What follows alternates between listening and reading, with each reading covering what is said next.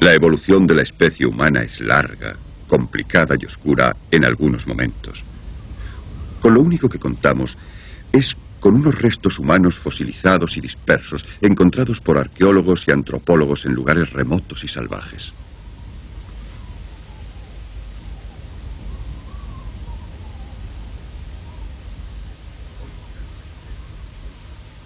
Hoy pertenecemos a una subespecie denominada Homo sapiens sapiens, que representa una división de la simplemente conocida como Homo sapiens. Los orígenes de nuestra especie se remontan a 10.000 millones de años o más en las selvas de África tropical.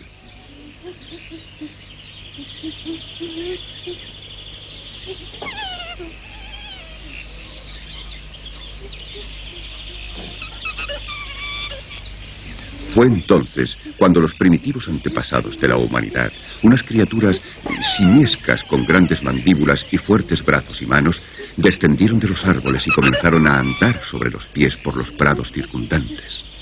A partir de aquel momento, la evolución de los homínidos y los simios tomó otro rumbo. Estos siguieron siendo arbóreos.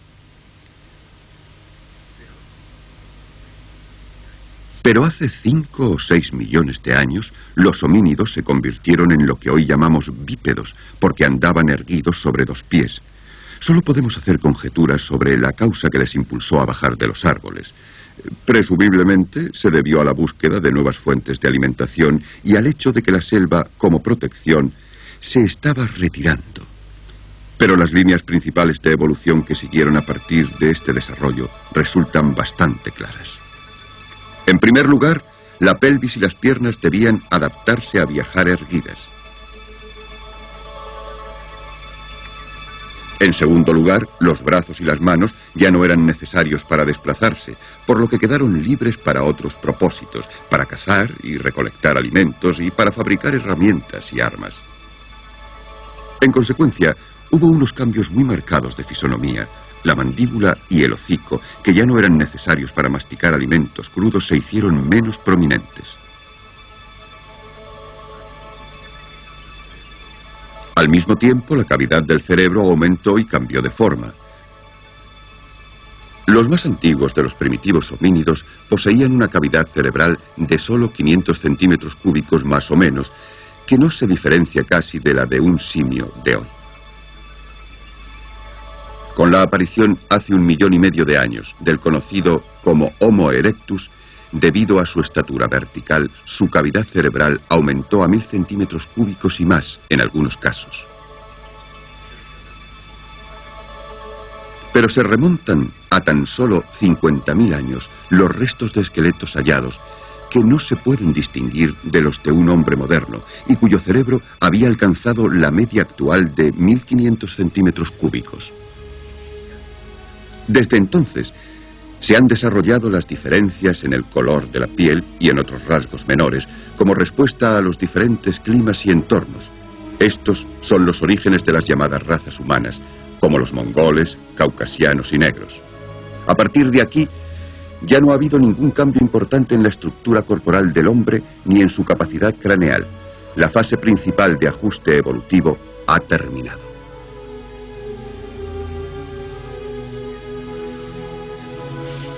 En este proceso, el factor decisivo fue el desarrollo del cerebro. El hombre fue el primero de las criaturas de la Tierra que se especializó en el poder mental en vez de en el poder físico. Son nuestras habilidades mentales únicas las que explican nuestra inventiva, nuestra capacidad de aprender, la comunicación y la acción conjunta, y por encima de todo, la adaptabilidad que ha permitido que los hombres y mujeres se trasladaran desde su tierra natal en África a través de Asia y Europa a América y Australia. Al principio, los antepasados de la humanidad fueron carroñeros y carnívoros. En una etapa notablemente temprana, tal vez hace 2 millones de años, se utilizaron piedras y guijarros para cazar pequeños animales. Estas primeras armas eran, naturalmente, toscas y primitivas, pero después de algún tiempo empezaron a labrar las piedras para convertirlas en instrumentos afilados como las hachas de mano, rascadores, cuchillas y finalmente flechas puntiagudas. Hoy en día, al contemplar estos utensilios, las diferencias parecen tal vez insignificantes, pero revisten una importancia fundamental porque marcan el nacimiento del hombre como fabricante de herramientas y el uso de utensilios para complementar sus características naturales, sus pies y sus manos. Es una de las cualidades típicas del ser humano. Esta moderna demostración ilustra el largo y habilidoso proceso mediante el cual un pedazo de pedernal se convertirá en una cuchilla afilada.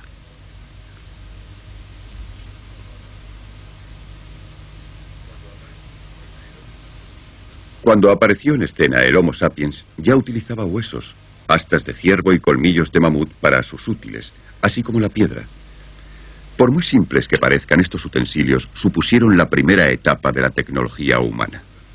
El resultado práctico inmediato fue permitir que los primeros hombres cazaran animales de mayor tamaño, como el mamut, el uro, bisonte europeo, el rinoceronte, el tigre de colmillos de sable y el silvaterium. Estas eran las criaturas que habitaban el mundo del hombre primitivo. Muchos de los animales eran más veloces y otros más poderosos y ágiles que el hombre, pero fue su inteligencia la que le permitió prevalecer sobre ellos. Después de los utensilios, el segundo invento de mayor importancia del hombre primitivo fue el fuego, ya que permitió que los hombres y mujeres vivieran en climas ásperos y fríos y sobrevivieran a los helados inviernos. El fuego se controló muy pronto. Los restos del uso del fuego hallados en Chesovanja, en Kenia, podrían remontarse a 1,5 millones de años. A medida que la humanidad se esparcía en las áreas templadas, el fuego fue indudablemente un instrumento esencial. Se han encontrado restos de fogatas de hace 400.000 años en lugares tan alejados como Gran Bretaña, Hungría y en las famosas cuevas de Chukutien, cerca de Pekín, en China. Esta reconstrucción de museo de un hogar de Chukutien muestra una capa de cenizas producto de fuegos consumidos que fueron dejadas hace casi 500 millones de años.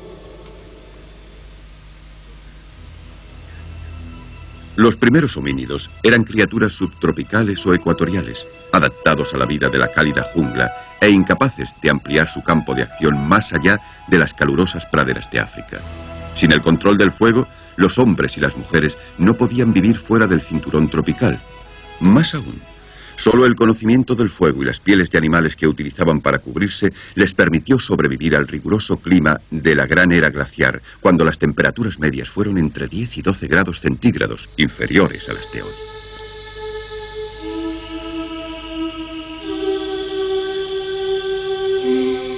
La era glaciar comenzó hace más de 2 millones de años y tuvo un papel decisivo en la historia del hombre primitivo. Los periodos glaciares fueron separados por periodos interglaciares, y todos los continentes experimentaron variaciones de frío y calor, lluvia y sequía, mucho más extremadas que las registradas en siglos recientes.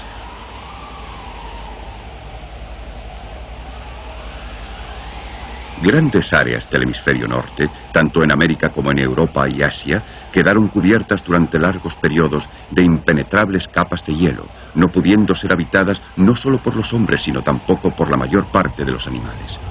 La última fase de la glaciación comenzó hace 75.000 años, y mientras duró, los hombres y las mujeres llevaron una débil existencia en los márgenes de las grandes extensiones de hielo.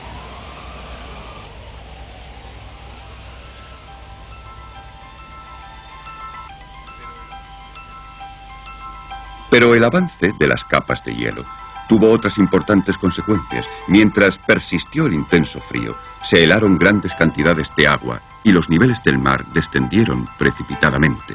Su resultado fue la aparición de grandes puentes de tierra que unieron muchas zonas continentales con algunas islas.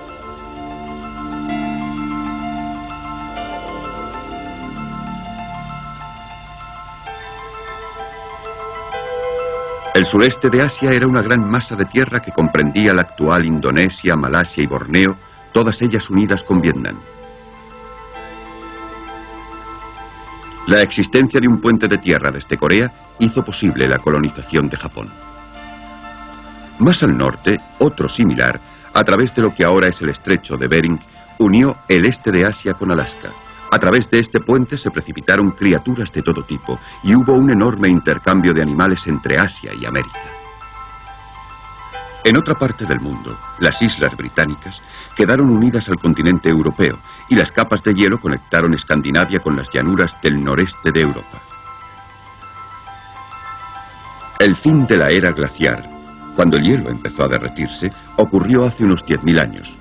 Las enormes capas de hielo dieron lugar a unas ingentes cantidades de agua que a su vez provocaron un espectacular crecimiento del nivel del mar, y la configuración de los continentes, como hoy en día conocemos, empezó a aparecer.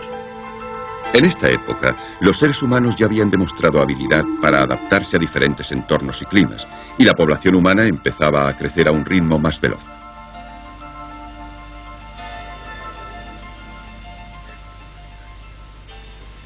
El clima más cálido afectó primero a la vida de las plantas, después a la vida animal y finalmente a la vida humana.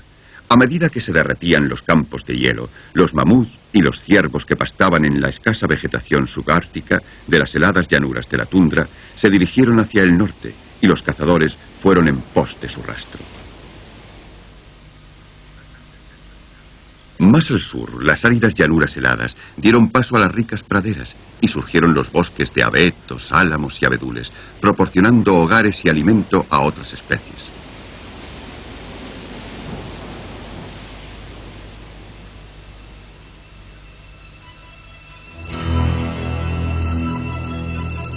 En América, al derretirse el hielo que cubría virtualmente la totalidad de Canadá, se abrió un corredor al este de las montañas rocosas, a través del cual los cazadores mongoles que habían cruzado desde Siberia a Alaska penetraron en las tierras de caza de las llanuras americanas y avanzaron rápidamente a través del istmo de Panamá hacia América del Sur.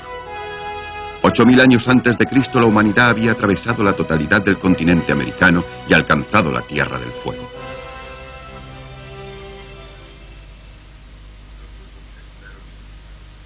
Los pueblos penetraron no solo en las nuevas zonas de los continentes que habían habitado desde hace mucho tiempo, sino en nuevos continentes como Oceanía y América.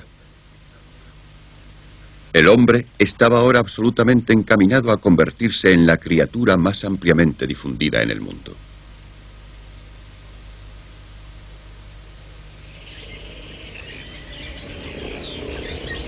Hace 10.000 años, la humanidad había colocado las bases para un nuevo progreso. La historia del futuro sería en todos sus elementos esenciales la historia humana. Una de las razones de este éxito fue que los hombres y las mujeres también habían progresado socialmente, aprendiendo a cooperar en la lucha por la existencia. Puede que los individuos y sus familias fueran capaces de atrapar y de matar pequeños animales y recolectar alimentos sencillos, pero la caza de animales de mayor tamaño requería una mayor organización y un esfuerzo común. Quizá los primeros cazadores parezcan primitivos, al igual que los pocos que quedan en las junglas del Amazonas, en el Brasil de nuestros días. Pero un estudio de estas sociedades cazadoras supervivientes es una rica fuente para comprender cómo debieron funcionar las comunidades primitivas. Un sofisticado y complejo código tribal aparece cuando estos cazadores logran descubrir y acechar a sus presas. Los cazadores de hace 10.000 años ya habían alcanzado un nivel que les colocaba muy por delante de todos los demás primates.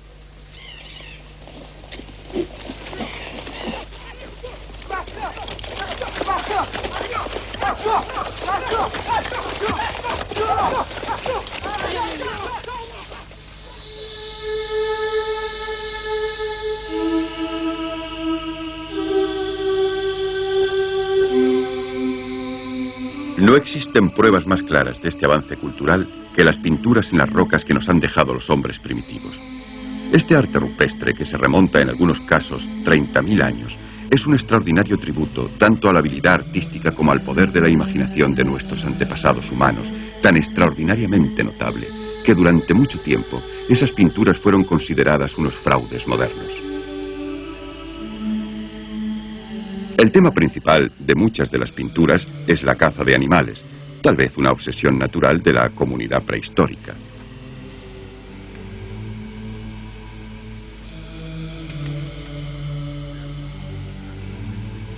Pero buena parte del arte rupestre sugiere un significado más místico, como los contornos de estas manos, considerado como una forma ritual de caza. Una de las pinturas rupestres más famosas es la del hechicero, en una cueva cerca de los Pirineos en el sur de Francia, casi imposible de distinguir en la actualidad. Gracias al ordenador se revela la pintura de un hombre recubierto de piel de ciervo, con los cuernos de un venado, el rostro de una lechuza, las orejas de un lobo, los brazos de un oso y la cola de un caballo. Parece muy posible que muchas de estas pinturas, con frecuencia halladas en los lugares más inaccesibles de la cueva, fueran dibujadas como telón de fondo para ceremonias religiosas en las que el sacerdote o hechicero llevaba a cabo unos rituales mágicos que garantizaban el éxito en la cacería. También existían otros cultos, como los de la fertilidad, representados por figuras femeninas con características sexuales exageradas. Ya en esos tiempos, los hombres enterraban a sus muertos, a veces solos y a veces en tumbas comunes, lo que nos sugiere que pudieron creer en la vida en el más allá. Esta tumba, que se remonta a más de 20.000 años, fue descubierta en Sungir, en la Rusia occidental. Dos muchachos habían sido colocados con las cabezas juntas y estaban rodeados de un conjunto de ricos ropajes, adornos y armas. Esta otra, en Saint-Germain-de-la-Rivière, en Francia, es de una mujer de entre 25 y 30 años de edad. Fue enterrada en posición fetal bajo un pequeño monumento de piedra rodeado de utensilios de pedernal, un puñal de asta de venado y un collar de dientes de animal. Su cráneo había sido embadurnado de ocre rojo, tal vez con la intención de conservarlo para la otra vida. Todo esto indica con bastante claridad los avances culturales realizados por el hombre primitivo. Algunas partes del mundo, como las grandes estepas y praderas que producían en abundancia muchas variedades de caza, aún podrían proporcionarla en nuestros días.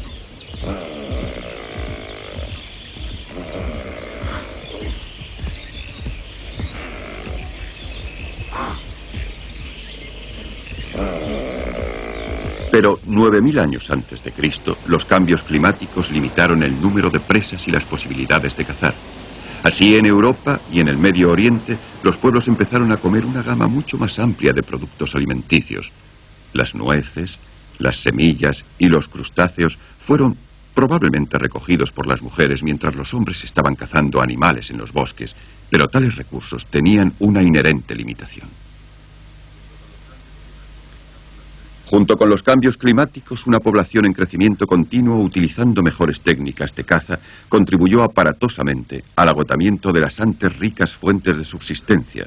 En América, en un plazo de 1000 años después de la llegada de los hombres, el caballo se había extinguido para siempre, hasta que fue introducido nuevamente desde Europa en el siglo XVI, junto con otros muchos mamíferos que habían ocupado los ricos pastizales del oeste y del suroeste de América.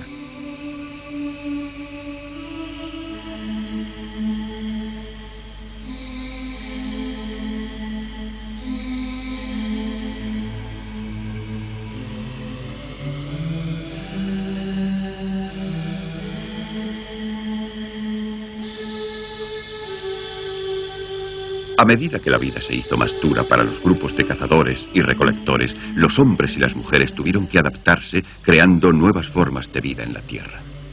Una de estas innovaciones tuvo enormes consecuencias. Alrededor del año 8000 a.C., en alguna parte de las montañas del Oriente Medio, hombres y mujeres empezaron a seleccionar, criar, domesticar y cultivar varias especies de plantas y de animales. Este fue el comienzo de la agricultura, y aunque la forma de vida basada en la caza persistió y se desarrolló en algunas zonas, se había dado un paso decisivo en la historia de la humanidad.